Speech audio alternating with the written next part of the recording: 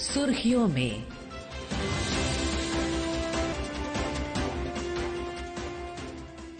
ये आकाशवाणी है।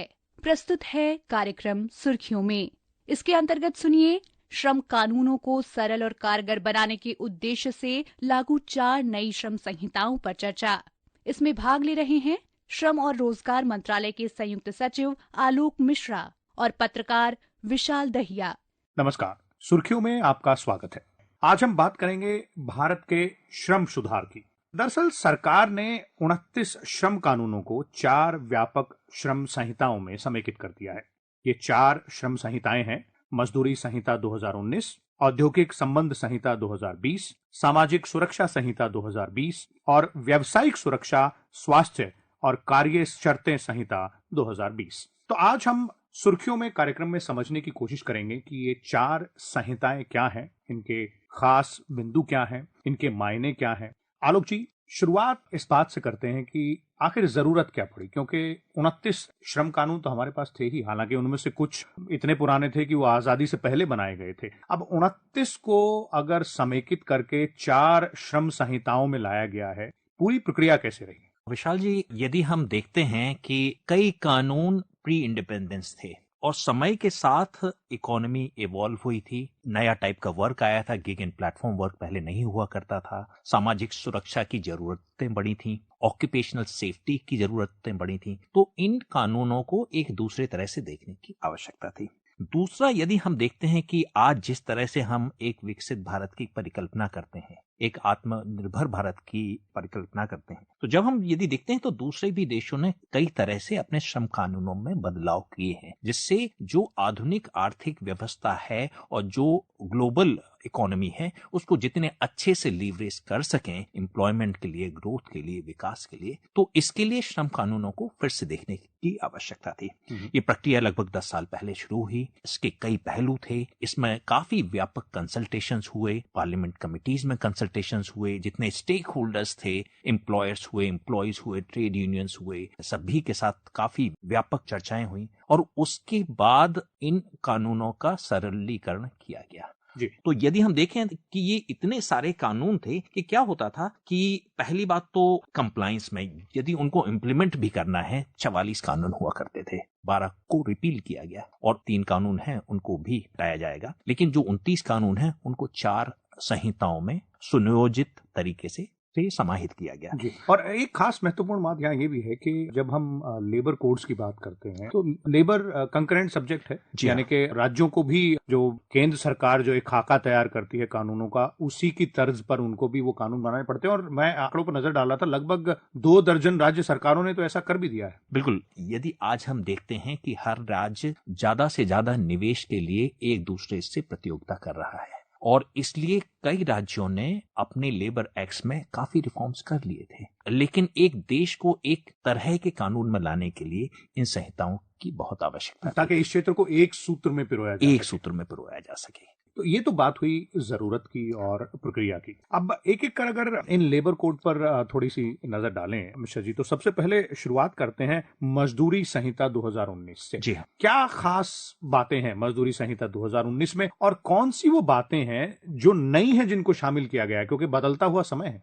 तो देखिए कि मजदूरी संहिता बहुत ही व्यापक सुधार है। यदि अभी हम देखते हैं तो जो मिनिमम वेज है, जिसे हम न्यूनतम वेज कहते हैं, वो सिर्फ 30% वर्कर्स को ही मिलता है। इसके लिए पहले जो मिनिमम वेज एक्ट है उसके अंतर्गत शेड्यूल्ड एम्प्लॉयमेंट का कॉन्सेप्ट हुआ करता था, तो न्यूनतम वेज सिर्फ शेड्यूल्ड एम्प्लॉयमेंट के लिए ही तय किए जाते थे। स्टेट भी ऐसा ही करती थी और केंद्र भी ऐसा ही करते थे। अब इसको यूनिवर्सलाइज कर दिया गया है, मतलब मिनिमम वेज हर एम्प्लॉय के लिए सेट होगा। और यदि इसके और आगे जाते हैं कि देखिए कई बार स्टेट बहुत कम मिनिमम वेज तय कर सकते हैं, तो हम लोगों ने कहा कि नहीं, जो केंद्र है एक फ्लोर वेज का कंसेप्ट लाया गया कि केंद्र एक फ्लोर वेज निर्धारित करेगा और कोई भी न्यूनतम वेज जो कोई भी स्टेट तय करती है वो फ्लोर वेज के नीचे नहीं हो सकता। इससे 2-3 चीजें होंगी। पहली बात तो कि कोई स्टेट फ्लोर वेज के नीचे नहीं जा पाएगा, तो कम से कम एक मिनिमम तो रहेगा ही पूरे देश में। इससे जो डिफरेंट राज्यों के बीच में जो विषमता है वो हट जाएगी। दूसरी और कुछ बातें हैं, जी, बताएं। जैसे टाइमली पेमेंट है। यदि महीने का वेज है, आपको को सैलरी है, 7 तारीख के पहले देनी आवश्यक है। दूसरी बात, कई बार क्या होता था कि जो एम्प्लॉयर हैं, एक सैलरी तो बहुत बड़ी कर दी, 1 लाख रुपए सैलरी कर दी, लेकिन बेसिक प्लस डीए किया सिर्फ 20,000 रुपए। तो यदि हम इसे देखें तो 20,000 पर जो सोशल सिक्योरिटी का कंट्रीब्यूशन होता था, ईपीएफ का हुआ, ईएसआईसी का हुआ, मैटरनिटी बेनिफिट हुआ, बोनस हुआ, तो वो बहुत कम बनता था। तो जिससे जो सामाजिक सुरक्षा है वो बहुत ज्यादा नहीं हो पाती थी। अब क्या कर दिया है कि यदि आपके अलाउंसेस 50% से ज्यादा एक्सीड करते हैं, ज्यादा होते हैं पूरी सैलरी का, तो वो वेज कंपोनेंट में ऐड हो जाएंगे। इसका मतलब ये है कि सपोज मेरी सैलरी 20,000 रुपए है, तो मुझे बेसिक प्लस डीए यदि 7,000 रुपए मिलता है, तो नहीं, मुझे कम से कम 10,000 मेरा बेसिक प्लस डीए कंसीडर किया जाएगा। उस पर एम्प्लॉयर को और एम्प्लॉय को ईपीएफ ईएसआईसी कंट्रीब्यूशन देना पड़ेगा, जिससे मेरी सामाजिक सुरक्षा काफी बढ़ेगी। जी, तो ये बात हुई मजदूरी संहिता 2019 की। अब हम औद्योगिक संबंध संहिता 2020 की बात करें तो इसमें क्या खास बातें हैं? इसमें यदि हम देखते हैं कि इस देश में अभी कॉन्ट्रैक्चुअलाइजेशन लगभग 47 से 48% है। शायद ही किसी देश में इतनी ज्यादा कॉन्ट्रैक्चुअलाइजेशन होगा। एक कंसेप्ट आएगा फिक्स टर्म एम्प्लॉयमेंट का। फिक्स टर्म एम्प्लॉयमेंट का एम्प्लॉय को कॉन्ट्रैक्ट दिया जाता है, उसको वही सभी सुविधाएं मिलती हैं जो एक परमानेंट वर्कर को मिलती है उस फिक्स टर्म एम्प्लॉयमेंट। बिल्कुल बिल्कुल। और यदि वो 1 साल का फिक्स टर्म एम्प्लॉयमेंट है तो 1 साल के बाद उसे ग्रेच्युटी भी मिलता है। तो जो ग्रेच्युटी का प्रावधान जो कॉन्ट्रैक्चुअल वर्कर के लिए 5 साल की कंटिन्यूअस सर्विस के बाद होता था, तो फिक्स टर्म एम्प्लॉयमेंट में सिर्फ 1 साल बाद ही मिलेगा। इससे 2-3 चीजें होती हैं। देखिए, बिजनेस नेचुरल बिजनेस साइकिल के थ्रू जाता है, इकोनॉमीज इकोनॉमिक साइकिल के थ्रू जाती हैं। यदि बिजनेस चाहता है कि मुझे एक वर्कर की 3 साल के लिए आवश्यकता है, तो 3 साल के लिए ले सकता है, लेकिन उसे पूरी वही सुविधाएं उसे देनी पड़ेंगी जो वो परमानेंट वर्कर के लिए देना पड़ेगा। और इससे क्या होगा कि जो व्यक्ति होगा, जो फिक्स टर्म एम्प्लॉय होगा, वो डायरेक्ट कॉन्ट्रैक्ट पर होगा कंपनी के साथ, तो उसकी खुद की प्रतिष्ठा बढ़ेगी कि मैं कंपनी के साथ सीधा काम कर रहा हूं। जी, और उनके हितों का हनन भी नहीं होगा। बिल्कुल। सामाजिक सुरक्षा संहिता 2020 तीसरा लेबर कोड है। हाँ जी। तो इसके बारे में अगर चर्चा करें तो क्या ये सोशल सिक्योरिटी नेट जिसकी हम बात करते हैं उसकी तरफ फोकस्ड है? बिल्कुल। देखिए, यदि अभी हम देखें तो फॉर्मलाइजेशन में जो सोशल सिक्योरिटी है, ईपीएफओ और ईएसआईसी का कवरेज यदि हम देखते हैं जी, तो 12 से 15% ही लोगों तक पहुंचता है।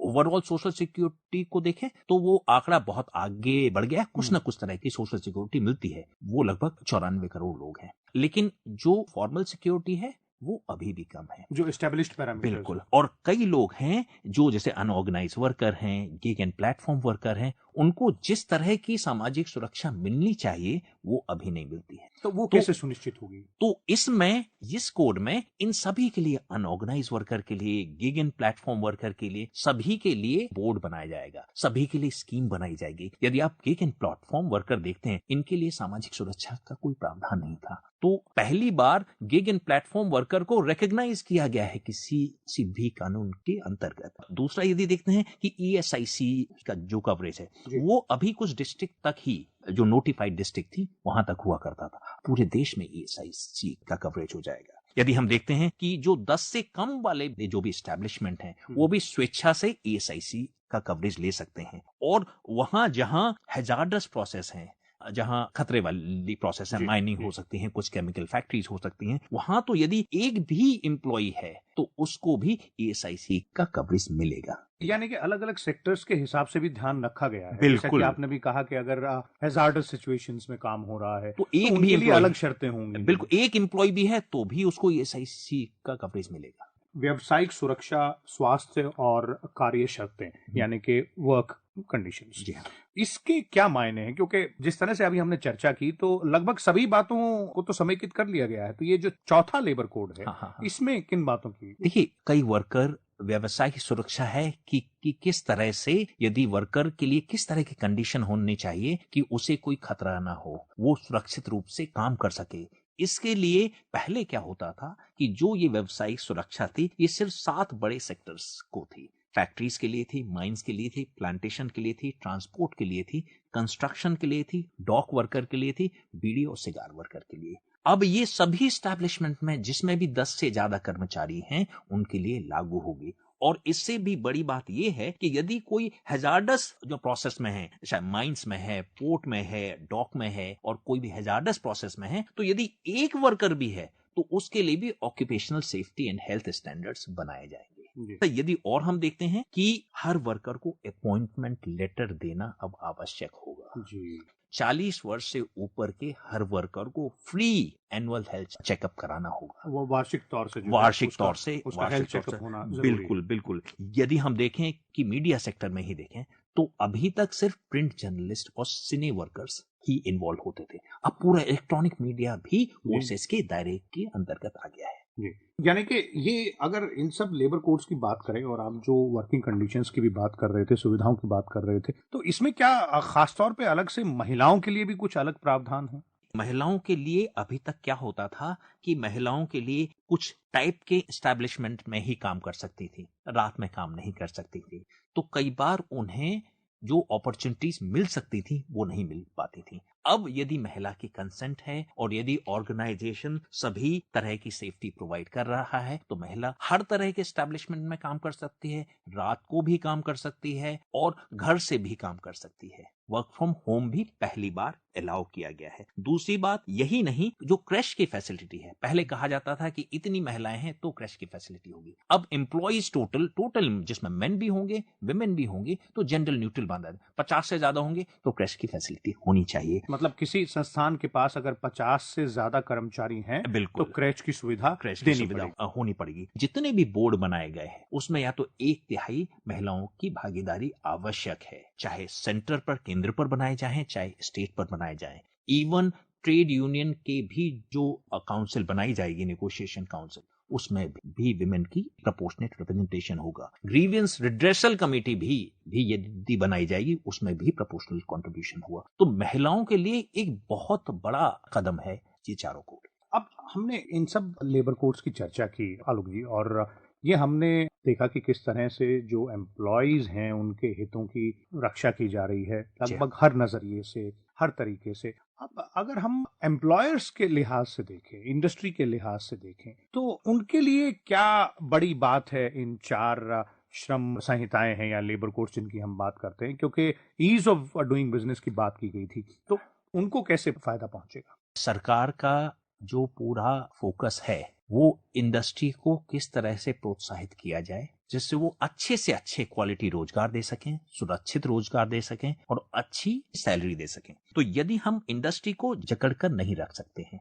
तो जो कोड हैं, संहिताएं हैं, इनमें क्या किया गया, जैसे हम देखते हैं पहले लगभग 1500 रूल्स हुआ करते थे, वो रूल्स अब 350 ही रूल्स हो गए हैं। यदि हम देखते हैं कि रिटर्न्स, पहले 31 रिटर्न फाइल किया करती थी कोई भी इंडस्ट्री, अब वो सिंगल रिटर्न हो गया है, वो भी इलेक्ट्रॉनिक हो गया है। यदि रजिस्टर मेंटेन करने होते थे तो 84 रजिस्टर मेंटेन करने होते थे, अब सिर्फ 8 रजिस्टर मेंटेन करने होंगे। यदि रजिस्ट्रेशन है उसको 8 तरह के रजिस्ट्रेशन कराने पड़ते थे। फैक्ट्रीज का अलग से होता था, BOCW building and construction worker का अलग होता था, कॉन्ट्रैक्ट लेबर का अलग होता था, प्लांटेशन का अलग होता था, ESIC का अलग होता था, EPF का अलग होता था, माइग्रेंट वर्कर का अलग होता था। अब उसे सिर्फ सिंगल रजिस्ट्रेशन कराना पड़ेगा। लाइसेंस जो 4 हुआ करते थे उसको एक ही लाइसेंस लेना पड़ेगा। तो इस तरह से जो सुविधाएं, जो सिंप्लीफिकेशन, सरलीकरण जो किया गया है वो उससे इंडस्ट्री को बहुत फायदा होगा। और इसके साथ ही सभी प्रोसेस को डिजिटाइज किया गया है।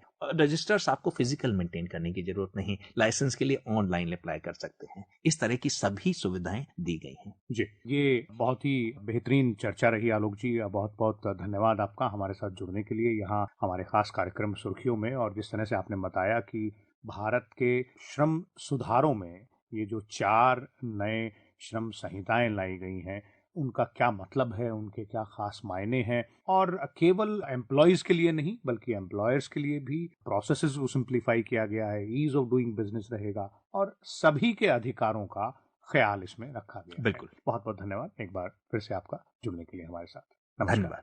अभी आप सुन रहे थे श्रम कानूनों को सरल और कारगर बनाने के उद्देश्य से लागू 4 नई श्रम संहिताओं पर चर्चा। इसमें भाग ले रहे थे श्रम और रोजगार मंत्रालय के संयुक्त सचिव आलोक मिश्रा और पत्रकार विशाल दहिया। ये कार्यक्रम आकाशवाणी की समाचार सेवा प्रभाग द्वारा प्रस्तुत किया गया। इसे आप हमारे mobile app news on AIR और YouTube channel news on AIR official पर भी सुन सकते हैं। सुर्खियों में।